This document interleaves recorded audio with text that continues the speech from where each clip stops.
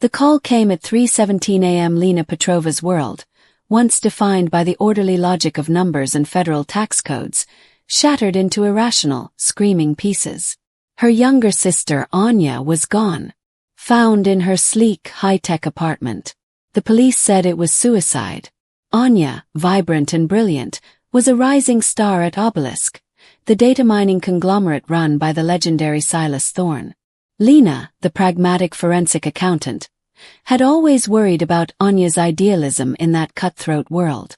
But suicide, it was a dissonant chord in the symphony of Anya's life.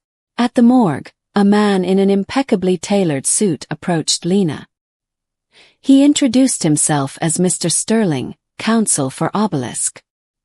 His voice was a calibrated blend of sympathy and steel. He expressed Thorne's profound condolences and offered a compassionate settlement to handle expenses. Lena, numb with grief, initially refused. Going through Anya's effects, Lena found a hidden journal on an encrypted drive. The final entry was a video log. Anya's face was pale but determined. "Lena, if you're seeing this, found it. Thorne's ghost in the machine. He calls it Project Chimera. Doesn't just predict behavior, it manufactures it. It's a weapon. He's using it to blackmark." The video cut out abruptly. Lena took her findings to her contacts at the Treasury. Doors that were once open were suddenly closed. Files she accessed remotely were wiped within minutes. A superior pulled her aside. "Lena, drop it. This is bigger than you. Thorne has friends in places you can't imagine." Mr. Sterling returned, this time with a dossier. It contained fabricated emails, doctored financial records, and sworn statements alleging Lena had abused her government position to pressure Anya for corporate secrets. The threat was unspoken but clear: take the money and the NDA, or face professional ruin and prison. Broken and cornered, Lena signed. The $5 million was wired to an account, a poisoned chalice she was forced to drink from to survive. The public narrative was set: a grieving, unstable sister, compensated by a benevolent corporation. The truth was buried with Anya. For a year, Lena moved through life as a ghost. The money was a brand of shame. She used a fraction to pay off debts, then let the rest sit, festering. Her grief hardened into a core of cold, focused rage. Silas Thorne hadn't just killed her sister. He had stolen her truth and made her complicit in the theft. Lena became a student of her enemy. She devoured every public piece of information on Thorne and Obelisk. She saw the pattern. Rivals who challenged him faced unexpected scandals, their own data turned against them. Politicians who opposed him had their campaigns derailed by perfectly timed leaks. Thorne was a puppeteer, and Chimera was his set of strings. Using her severance and a new identity, Ilara Moss, Lena painstakingly built a new life. She leveraged old, trusted contacts to get a mid-level analyst job at Aegis Systems, Obelisk's primary competitor. It was the perfect foxhole from which to study the castle walls. For 2 years, Ilara was a model employee. Quiet, efficient, brilliant with data patterns. She gained access to Aegis's competitive intelligence on Obelisk. She studied their network architecture, their security protocols. She wasn't looking for a way in. She was looking for the architectural flaw, the single loose thread that could unravel the entire tapestry. The breakthrough came from a forgotten element of Anya's journal, a reference to a Zeroth-level authentication protocol, a backdoor bypass Thorne had built for himself, paranoid about being locked out of his own system. It was tied to a physical token, a unique encrypted key fob he always carried. Lena's plan, Operation Looking Glass, was born. It was simple in objective, complex in execution.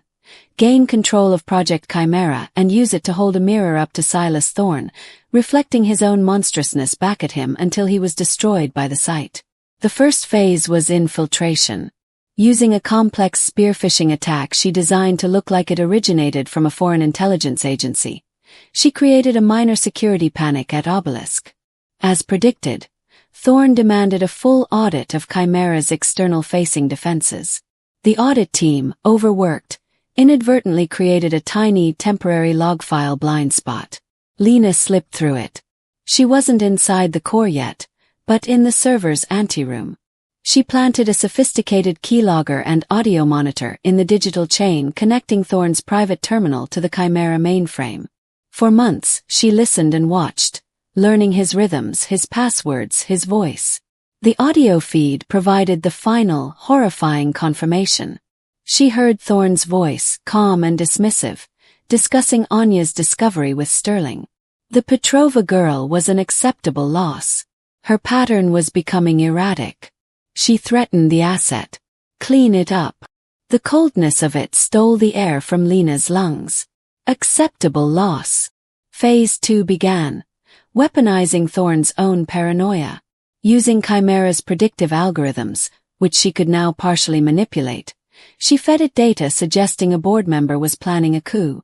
Thorne took the bait, publicly humiliating and firing his loyal lieutenant in a brutal boardroom coup of his own, creating internal chaos and distrust. Lena cloned Thorne's physical token's digital signature by exploiting a vulnerability in his smart office's Bluetooth system. The final door was open. She now had God mode access to Project Chimera. The weapon was in her hands.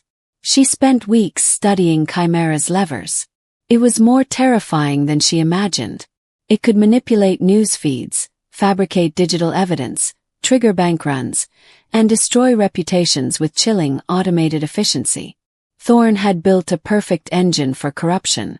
The Day of Reckoning was Obelisk's annual Horizon keynote, where Thorne would unveil a new ethical AI initiative to a global audience. The irony was perfect. As he took the stage, beaming, Lena initiated her symphony of ruin from an anonymous data haven halfway across the world. First, the money. She triggered a Chimera subroutine that began liquidating Thorne's vast personal and corporate stock holdings in a series of cascading, algorithmically driven trades. Obelisk's stock price began a precipitous, inexplicable plunge on live financial news tickers. A murmur of confusion rippled through the keynote audience. Then the voice. As Thorne, looking at his suddenly buzzing phone, tried to continue his speech, his own voice filled the auditorium. The recorded conversation about Anya being an acceptable loss. The screen behind him switched from his presentation to a display of the forged coroner's report. The crowd erupted. Thorne stood frozen, his face a mask of dawning horror. The grand finale, the hijacking. Every public screen, every website, every smart device running Obelisk software worldwide flickered and changed. They all broadcast the Looking Glass feed. A live stream from Thorne's own office cameras, showing him panicking, mixed with a scroll of his greatest crimes, the blackmailed senator, the ruined rivals, the proof of Anya's murder. Trapped in his glass-walled backstage green room, Thorne was a caged animal. His phone was dead. His guards couldn't get the electronic doors open. Lena called the room's secure line. His hand trembled as he picked it up. "Who are you?" he whispered. "You bought my silence, Silas," Lena said, her voice calm as ice. "But you never asked the price. I'm collecting. The ghost is here, and it's hungry." She locked down the building, leaving him there for the authorities to find, surrounded by the projected evidence of his downfall. Weeks later, Lena watched the news from a quiet cafe. Silas Thorne was in custody, his empire in receivership, his name a global byword for evil. The $5 million, along with every cent she'd made shorting his stock, was now donated anonymously to data privacy watchdogs. She visited Anya's grave, the spring grass bright and green. No tears came, only a profound, quiet peace. The numbers at last added up. Justice, though delayed, was no longer a variable in her equation. It was the final absolute sum.